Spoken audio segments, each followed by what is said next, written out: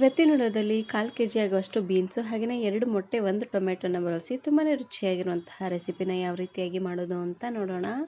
ಇದನ್ನು ಮಾಡಲಿಕ್ಕೆ ಮೊದಲು ನಾನಿಲ್ಲಿ ಒಂದು ಪ್ಯಾನಿಗೆ ಸ್ವಲ್ಪ ಎಣ್ಣೆನ ಹಾಕ್ಕೊಳ್ತಾ ಇದ್ದೀನಿ. ಸಣ್ಣ ಚಮಚೆಯಲ್ಲಿ ಒಂದು 3 ರಿಂದ 4 ಚಮಚ ಆಗುವಷ್ಟು ಎಣ್ಣೆನ ಹಾಕ್ಕೊಳ್ಳಿ. ನೋಡಿ, ಎಣ್ಣೆ ಸ್ವಲ್ಪ ಬಿಸಿ ಆಗ್ತಿದ್ದಂಗೆ 1 ಚಮಚ ಆಗುವಷ್ಟು ಜೀರಿಗೆ ಮತ್ತು ಸಾಸಿವೆ ಎರಡನ್ನೂ ಒಟ್ಟಿಗೆ ಹಾಕ್ಕೊಳ್ತಾ ಇದ್ದೀನಿ. ನೋಡಿ, ಜೀರಿಗೆ ಸಾಸಿವೆ ಎಲ್ಲ ಈ ರೀತಿಯಾಗಿ ಚೆನ್ನಾಗಿ ಚಿಟಪಟ ಅಂತ ಸಿಡಿದಾದ್ಮೇಲೆ 1 ಎಸಳಾಗುವಷ್ಟು ಕರಿಬೇವು ಸೊಪ್ಪನ್ನು ಹಾಕ್ಕೊಳ್ತಾ ಇದ್ದೀನಿ. ಕರಿಬೇವು ಸೊಪ್ಪು ಅಷ್ಟೇ ಚೆನ್ನಾಗಿ ಎಣ್ಣೆಲೆ ಫ್ರೈ ಆಗೋವರೆಗೂ ಫ್ರೈ ಮಾಡ್ಕೊಂಡು ತಗೊಳ್ಬೇಕು. ನೋಡಿ, ಈ ರೀತಿಯಾಗಿ ಫ್ರೈ ಆಗ್ತಿದ್ದಂಗೆ ಇವಾಗ ನಾನಿಲ್ಲಿ ಮೀಡಿಯಮ್ ಸೈಜಿನ 2 ಈರುಳ್ಳಿನ ಈ ರೀತಿಯಾಗಿ ಸಣ್ಣದಾಗಿ ಕಟ್ ಮಾಡಿ ಹಾಕ್ಕೊಳ್ತಾ ಇದ್ದೀನಿ. ಆದಷ್ಟು ಈ ರೀತಿಯಾಗಿ ಈರುಳ್ಳಿನ ಸ್ವಲ್ಪ ಸಣ್ಣದಾಗಿ ಕಟ್ ಮಾಡ್ಕೊಳ್ಳಿ, ಚೆನ್ನಾಗಿರುತ್ತೆ. ಇವಾಗ ಈರುಳ್ಳಿ ಎಲ್ಲ ಸ್ವಲ್ಪ ಸಾಫ್ಟ್ ಆಗೋವರೆಗೂ ಉರಿನ ಪೂರ್ತಿಯಾಗಿ ಲೋ ಫ್ಲೇಮ್ನಲ್ಲೇ ಇಟ್ಟು ಬೇಯಿಸ್ಕೊಂಡು ತಗೊಳ್ಬೇಕು. ಈರುಳ್ಳಿ ಸ್ವಲ್ಪ ಹಸಿ ಬಿಸಿ ಇದ್ರೂ ಚೆನ್ನಾಗಿರೋದಿಲ್ಲ, ಹಾಗಾಗಿ ಚೆನ್ನಾಗಿ ಇದನ್ನು ಸಾಫ್ಟ್ ಆಗೋವರೆಗೂ ಬೇಯಿಸ್ಕೊಂಡು ತಗೊಳ್ಬೇಕು.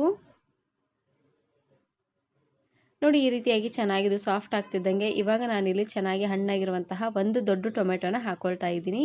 ಇದಕ್ಕೆ ಟೊಮೆಟೊ ಸ್ವಲ್ಪ ಜಾಸ್ತಿ ಹಾಕ್ಕೊಂಡಷ್ಟು ರುಚಿ ಅಂತೂ ತುಂಬಾ ಚೆನ್ನಾಗಿ ಬರುತ್ತೆ. ಟೊಮೆಟೊ ಬೇಗ ಸಾಫ್ಟ್ ಆಗಲಿ ಅಂತ ಇವಾಗ ನಾನಿಲ್ಲಿ ರುಚಿಗೆ ತಕ್ಕಷ್ಟು ಉಪ್ಪು ಹಾಗೆಯೇ 1/4 ಚಮಚ ಆಗುವಷ್ಟು ಅರಶಿನ ಪುಡಿನ ಹಾಕ್ಕೊಂಡು ಬೇಯಿಸ್ಕೊಳ್ತಾ ಇದ್ದೀನಿ. ಉಪ್ಪು ಹಾಗೆಯೇ ಅರಶಿನ ಪುಡಿನ ಹಾಕಿ ಬೇಯಿಸೋದ್ರಿಂದ ಟೊಮೆಟೊ ಬೇಗ ಸಾಫ್ಟ್ ಆಗುತ್ತೆ. ನೋಡಿ, ಒಂದು ಸಾರ್ತಿ ಈ ರೀತಿಯಾಗಿ ಚೆನ್ನಾಗಿ ಇದನ್ನು ಮಿಕ್ಸ್ ಮಾಡಿಕೊಂಡು ಇವಾಗ ನಾನಿಲ್ಲಿ ಮೇಲ್ಗಡೆ ಮುಚ್ಚಳನ ಮುಚ್ಚಿ ಉರಿನ ಪೂರ್ತಿಯಾಗಿ ಲೋ ಫ್ಲೇಮ್ನಲ್ಲೇ ಇಟ್ಟು ಒಂದು 2 ನಿಮಿಷವರೆಗೂ ಚೆನ್ನಾಗಿ ಇದನ್ನು ಬೇಯಿಸ್ಕೊಳ್ತೀನಿ. ಈ ರೀತಿಯಾಗಿ ಮಾಡೋದ್ರಿಂದ ಟೊಮೆಟೊ ಬೇಗ ಸಾಫ್ಟ್ ಆಗುತ್ತೆ.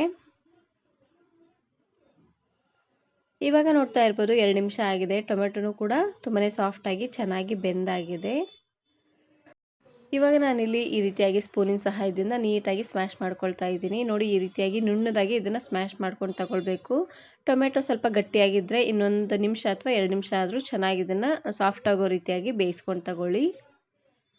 ಈ ರೀತಿಯಾಗಿ ಮಾಡೋದ್ರಿಂದ ಟೊಮೆಟೊಲಿರುವಂಥ ಹುಳಿ ಎಲ್ಲ ಚೆನ್ನಾಗಿ ಬಿಟ್ಕೊಳ್ಳುತ್ತೆ. ಲಾಸ್ಟಲ್ಲಿ ಇದಕ್ಕೆ ನಾನಿಲ್ಲಿ 1 ಚಮಚ ಆಗುವಷ್ಟು ಅಚ್ಕಾರದ ಪುಡಿನ ಹಾಕ್ಕೊಳ್ತಾ ಇದ್ದೀನಿ. ನಿಮ್ಗೆ ಖಾರಕ್ಕೆ ಎಷ್ಟು ಖಾರ ಬೇಕೋ ಅಷ್ಟು ಖಾರನ ನೀವು ಇಲ್ಲಿ ಹಾಕ್ಕೊಳ್ಬೋದು. ನೋಡಿ, ಖಾರ ಪುಡಿನ ಹಾಕ್ಕೊಂಡು ಜಸ್ಟ್ ಒಂದು ಸಾರ್ತಿ ಈ ರೀತಿಯಾಗಿ ಚೆನ್ನಾಗಿ ಇದನ್ನು ಮಿಕ್ಸ್ ಮಾಡಿಕೊಂಡು ಲಾಸ್ಟಲ್ಲಿ ಇದಕ್ಕೆ ನಾನಿಲ್ಲಿ ಬೇಯಿಸಿರುವಂತಹ ಬೀನ್ಸನ್ನು ಹಾಕ್ಕೊಳ್ತಾ ಇದ್ದೀನಿ. ನಾನಿಲ್ಲಿ ಬೀನ್ಸ್ 1 ಕಪ್ ಆಗುವಷ್ಟು ಬೀನ್ಸನ್ನು ತೊಗೊಂಡಿದ್ದೀನಿ. ಅಂದರೆ 1/4 ಕೆಜಿ ಆಗುವಷ್ಟು ಬೀನ್ಸನ್ನು ಚೆನ್ನಾಗಿ ತೊಳೆದು ಕುಕ್ಕರಿಗೆ ಹಾಕಿ ಒಂದು 2 ವಿಸಿಲ್ ಕೂಗಿಸಿ ತಗೊಂಡಿದ್ದೀನಿ. ನೋಡಿ, ಬೀನ್ಸನ್ನು ಹಾಕ್ಕೊಂಡು ಚೆನ್ನಾಗಿ ಇದನ್ನು ಈ ರೀತಿಯಾಗಿ ಮಿಕ್ಸ್ ಮಾಡ್ಕೊಂಡು ತಗೊಳ್ಳಿ.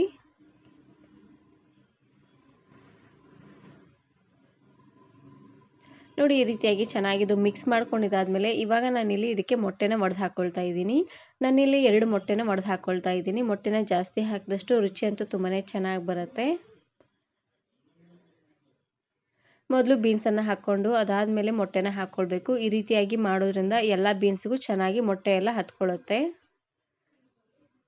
ನೋಡಿ, ಮೊಟ್ಟೆನ ಹಾಕ್ಕೊಂಡು ಒಂದು ಸಾರ್ತಿ ಈ ರೀತಿಯಾಗಿ ಚೆನ್ನಾಗಿ ಇದನ್ನು ಮಿಕ್ಸ್ ಮಾಡಿಕೊಂಡು ಎಲ್ಲ ಬೀನ್ಸ್ಗೂ ಮೊಟ್ಟೆ ಎಲ್ಲ ಹತ್ತೋ ರೀತಿಯಾಗಿ ಚೆನ್ನಾಗಿ ಇದನ್ನು ಮಿಕ್ಸ್ ಮಾಡ್ಕೊಂಡು ತಗೊಳ್ಳಿ.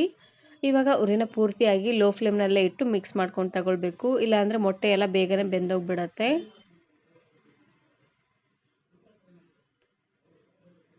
ನೋಡಿ, ಈ ರೀತಿಯಾಗಿ ಇದನ್ನು ಮಿಕ್ಸ್ ಮಾಡಿಕೊಂಡು ಇವಾಗ ನಾನಿಲ್ಲಿ ಮೇಲ್ಗಡೆ ಮುಚ್ಚಳನ ಮುಚ್ಚಿ ಉರಿನ ಪೂರ್ತಿಯಾಗಿ ಲೋ ಫ್ಲೇಮ್ನಲ್ಲೇ ಇಟ್ಟು ಮೊಟ್ಟೆನ ಬೇಯಿಸ್ಕೊಳ್ತಾ ಇದ್ದೀನಿ. ಒಂದು ಸಾರ್ತಿ ಈ ರೆಸಿಪಿನ ಮಾಡ್ಕೊಳ್ಳಿ, ತುಂಬಾ ರುಚಿಯಾಗಿರುತ್ತೆ ಅಂತಲೇ ಹೇಳ್ಬೋದು. ನೋಡಿ, ಇವಾಗ ನೋಡ್ತಾ ಇರ್ಬೋದು ಚೆನ್ನಾಗಿ ಉಬ್ಬಿ ಬಂದಿದೆ, ನೋಡ್ತಾ ಇದ್ದೀರಲ್ವ. ಈ ರೀತಿಯಾಗಿ ಉಬ್ಬಿದಾದಮೇಲೆ ಇವಾಗ ನಾನಿಲ್ಲಿ ಒಂದು ಸಾರ್ತಿ ಚೆನ್ನಾಗಿ ಇದನ್ನು ಮಿಕ್ಸ್ ಮಾಡ್ಕೊಳ್ತಾ ಇದ್ದೀನಿ. ಮೊಟ್ಟೆ ಎಲ್ಲ ಚೆನ್ನಾಗಿ ಬೇಯಬೇಕು ನೋಡಿ, ಹಾಗಾಗಿ ಈ ರೀತಿಯಾಗಿ ಅವಾಗವಾಗ ಮಿಕ್ಸ್ ಮಾಡ್ಕೊಳ್ತಾನೆ ಬೇಯಿಸ್ಕೊಂಡು ತಗೊಳ್ಳಿ. ಮೊಟ್ಟೆನ ಹಾಕೊಂಡಾದ್ಮೇಲೆ 2 ರಿಂದ 3 ನಿಮಿಷ ಆದರೂ ಚೆನ್ನಾಗಿ ಇದನ್ನು ಬೇಯಿಸ್ಕೊಳ್ಬೇಕು. ಈ ರೀತಿಯಾಗಿ ಮಾಡೋದ್ರಿಂದ ಮೊಟ್ಟೆ ಚೆನ್ನಾಗಿ ಬೇಯುತ್ತೆ. ನೋಡಿ, ಅವಾಗವಾಗ ಈ ರೀತಿಯಾಗಿ ಮುಚ್ಚಳನ ಮುಚ್ಚಿ ಬೇಯಿಸ್ಕೊಳ್ತಾನೆ ಈ ರೀತಿಯಾಗಿ ಮಿಕ್ಸ್ ಮಾಡಿಕೊಂಡು ಮೊಟ್ಟೆನ ಬೇಯಿಸ್ಕೊಳ್ಳಿ. ಇವಾಗ ನೋಡ್ತಾ ಇರ್ಬೋದು ಮೊಟ್ಟೆ ಎಲ್ಲ ಚೆನ್ನಾಗಿ ಬೆಂದಾಗಿದೆ. ನೋಡ್ತಾ ಇರ್ಬೋದು ಬೀನ್ಸ್ಗೆಲ್ಲ ಚೆನ್ನಾಗಿ ಮೊಟ್ಟೆ ಎಲ್ಲ ಹತ್ಕೊಂಡಿದೆ, ನೋಡ್ತಾ ಇದ್ದೀರಲ್ವ.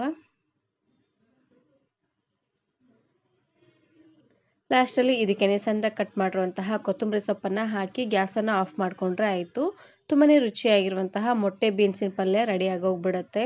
ಇದನ್ನು ನೀವು ಬಿಸಿ ಬಿಸಿಯಾಗಿರುವಂತಹ ಚಪಾತಿ ಹಾಗೆಯೇ ರೊಟ್ಟಿ ಜೊತೆಗೆಲ್ಲ ಸರ್ವ್ ಮಾಡ್ಕೋಬೋದು.